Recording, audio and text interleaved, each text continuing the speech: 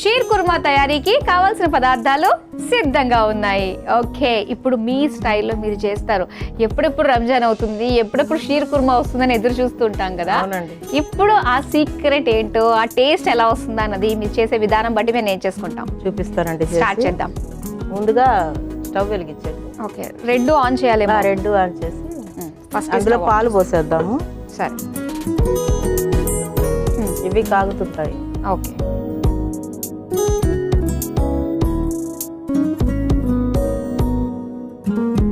ఇప్పుడు ఈ స్టవ్ కూడా ఆన్ చేద్దాం. కూడా ఆన్ చేయండి.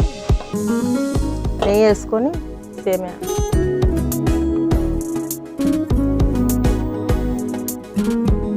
ముందు డ్రై ఫ్రూట్స్ వేయించుకుందామా, సేమియా వేయించుకుందామా? డ్రై ఫ్రూట్స్ వేసి ఇంకా ఖర్జూర అంతా చాలా మంది ఎంత కావాలంటే అది తీసుకుంటారు. మనం సింపుల్ గా చేసుకున్నాం, తొందరగా అవుతుంది. ఓకే, పిస్తా కొంచెం సిమ్లో పెట్టారా? సిమ్లో పెట్టారు. జీడిపప్పు, చిరంజి, ఇది కట్ చేసుకున్న బాదం పప్పు. అవి లాస్ట్ లో పైపైన చల్లుకుంటే బాగుంటుంది. కొంచెం సగం వేస్తాం, సగం వేసి కొంచెం గార్నిషింగ్ కోసం కొంచెం ఫ్రై చేస్తాం. ఇదిగోండి, ఎన్ని డ్రై ఫ్రూట్స్ వేస్తే అంత టేస్ట్ వస్తుంది దానికి. అయిపోయింది, తీసాను. నేతిలో వేస్తే డ్రై ఫ్రూట్స్ రుచే వేరు. రుచే వేరు, స్మెల్ మంచి కమ్మగా ఉంటుంది. ఇంకా నెయ్యి కూడా వేస్తాను. దీనికి కాస్త నెయ్యి ఎక్కువే పడుతుంది, టేస్ట్ బాగుంటుంది. పల్సగా ఉంటాయి కదా. అవును, అది ఆఫ్ చేసేటి మళ్ళీ కావాలంటే.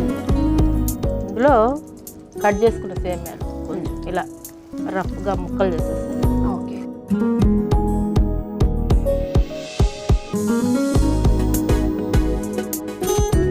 కొంచెం దోరగా ఫ్రై చేసుకోవాలి. ఓకే, దీంట్లో వేసేయచ్చు డైరెక్ట్.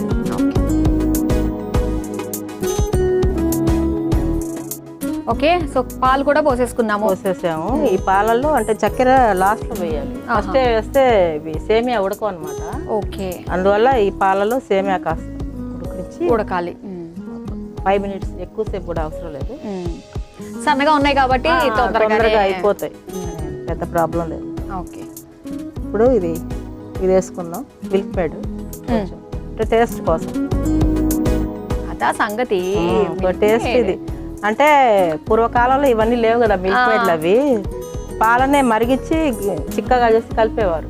ఓకే, ఇప్పుడు మనకి ఇవి వచ్చేసాయి కదా, ఇవి వేసేసి. ఇప్పుడు పాలలో చిక్కదనం కూడా ఉండట్లేదు. అందువల్ల కానీ ఇది చిక్కటి పాలతో చేస్తే మాత్రం చాలా టేస్ట్ ఉంటుంది. ఇప్పుడు కొంచెం ఇలాచీ పౌడర్, కొద్దిగా యాలకుల పొడి,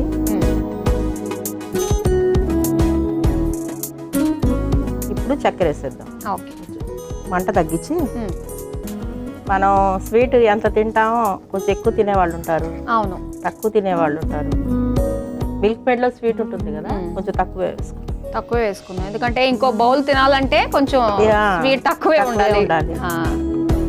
ఇది కాస్త ఉడకాలి కదండి. కొంచెం ఆ చక్కెర కరిగే వరకు ఒక 5 నిమిషాలు. నజ్మా గారు, సో రెడీ అయిపోయినట్టే కదా? అయిపోయిందండి. సేమియా కూడా మగ్గిపోయాయి. డ్రై ఫ్రూట్స్ తీసుకోండి, కలిపేద్దాం. ఇందులో వేసేద్దామా? ఇందులో డైరెక్ట్ గా వేసేసి ఒకసారి కలిపేస్తే అయిపోతుంది. అసలు దానికి గార్నిష్ కూడా అవసరం లేదు, అదే గార్నిషింగ్ అయిపోయింది. ఇప్పుడు దాంట్లో తీసేస్తాం. ఇటు ఇచ్చేసేయండి.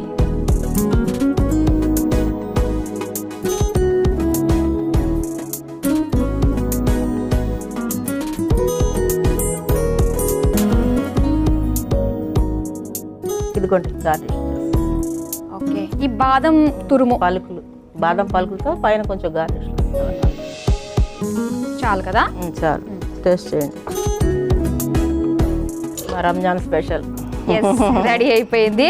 సో ముందుగా అయితే మన వ్యూయర్స్ కి చెప్పేద్దాం.